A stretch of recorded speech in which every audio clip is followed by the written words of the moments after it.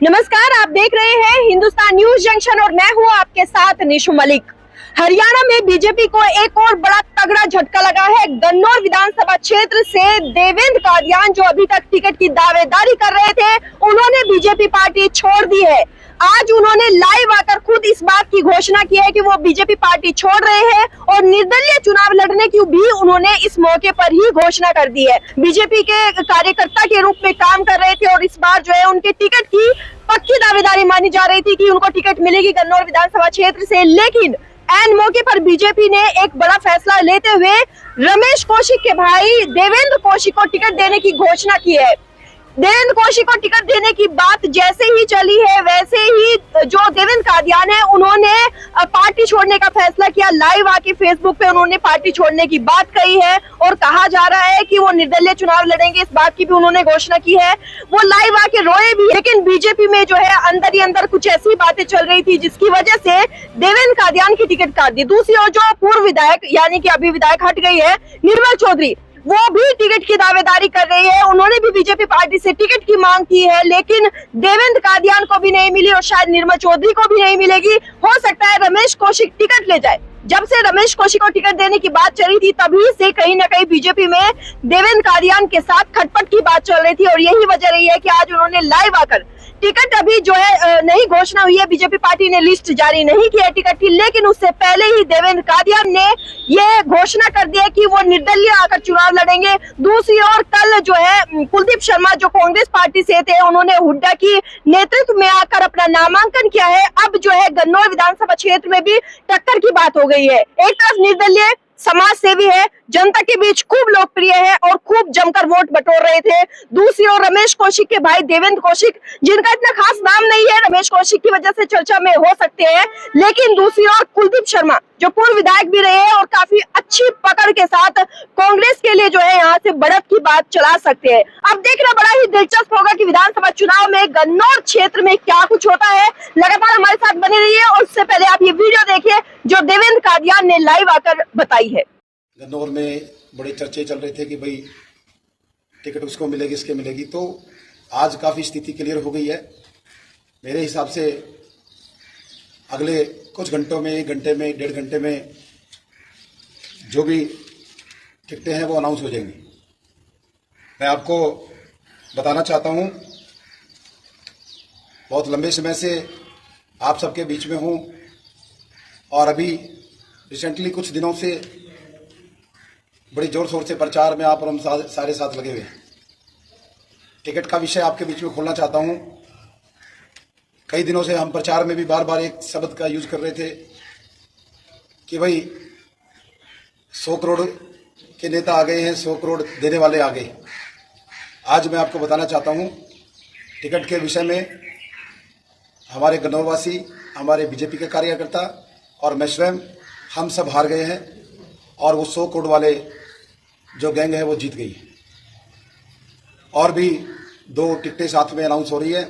हमारी बड़ी बहन कृष्णा गहलोत जी को बधाई, बड़े भाई प्रदीप सांगवान जी को भी बधाई और 100 करोड़ वाले नेता का स्वागत है। बधाई देंगे 8 तारीख को, 8 अक्टूबर को जब मतगणना होगी। बीजेपी कार्यकर्ता, संघ के कार्यकर्ता, हमारे सब मतदाता, पार्टी की सभी सर्वे रिपोर्ट्स, पार्टी की सारी सरकारी गैर सरकारी संस्थाएं, सबकी रिपोर्ट एक साइड में, लोगों की जन भावनाएं एक तरफ और वो 100 करोड़ रुपए। इस चुनाव में, लोकसभा चुनाव में कौन लोग पार्टी के साथ वफादारी के साथ थे, किसने दिन रात पसीना बहाया, किसने पार्टी के साथ गद्दारी की, ये आप सबके सामने है। लेकिन मैं आज कोई मायूस नहीं, ना मेरा कोई दिल टूटा हुआ है। मैं सिर्फ अपने बीजेपी कार्यकर्ताओं से, अपने भाइयों से, क्योंकि कई साल से हम साथ रहे हैं, और मतदाताओं से सिर्फ ये कहना चाहता हूं, क्या आपकी और हमारी सारी भावनाएं एक साइड में धरी रह गई और जिस नेता के परिवार ने हमारे प्रत्याशी को लोकसभा में हराया, फिलहाल हमारे माननीय प्रदेश अध्यक्ष मोहनलाल ब्रोली जी को स्वयं उन्होंने भी माना और मैं खुद हैरान हूं। प्रदेश अध्यक्ष जी का एक बड़ा पद होता है, उस पद पे रहते हुए उन्होंने कैसे ऐसे व्यक्ति को टिकट दिला दी जिसने सरेआम पार्टी के लिए गद्दारी की और एक ऐसे चेहरे को कैसे हटा दिया कि जिसने ईमानदारी से, वफादारी से पार्टी की मदद की, दिन रात एक करके पार्टी को जिताया, हर तरीके से, तन मन और धन से भी हर तरीके से मदद की। आज मेरा इस पार्टी में आखिरी दिन है। मैं अपने सदस्यता से इस्तीफा देता हूं इस पार्टी से। ये सोच के आया था कांग्रेस से कि ये आम परिवार से निकले हुए व्यक्तियों की पार्टी है, मेहनत करने वालों की पार्टी है। आदरणीय मोदी जी से लेकर, योगी जी से लेकर, नायब सिंह सैनी जी से लेकर, मनोहर लाल जी से लेकर, मोहन बड़ोली जी से लेकर बहुत सारे ऐसे नेता मैंने इस पार्टी में देखे हैं जो गरीब परिवार से, आम परिवार से निकल के आए। यही एक आस उम्मीद के साथ मैं भी लगा था और कड़ी मेहनत की, लेकिन आज उस मेहनत का, उस तपस्या का ऐसा फल मुझे मिला है। सही बताऊं तो दिल से, जैसे किसी मजदूर को हम 1 साल के लिए नौकरी पर रख लेते हैं, 1 साल खूब उसको काम कराया, खूब उससे आपने बोझ उठवाया, खूब उससे आपने तरह तरह की मजदूरी कराई, और जब उसका वेतन देने की बारी आई, जब उसका फल देने की बारी आई, आपने कह दिया कि कौन से पैसे।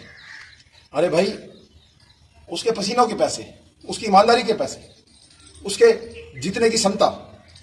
तन्नौर की एक सीट के बारे में यदि पार्टी ऐसा फैसला ले सकती है, मेरे सारे भाई जानते हैं, सारे कार्यकर्ता, उनके साथ छेड़छाड़, कौन सा सर्वे था, कहां गई आरएसएस की रिपोर्ट, विश्व हिंदू परिषद, बजरंग दल, दुनिया भर की प्राइवेट एजेंसी, सरकारी एजेंसी, अरे सब कुछ सबके सामने था।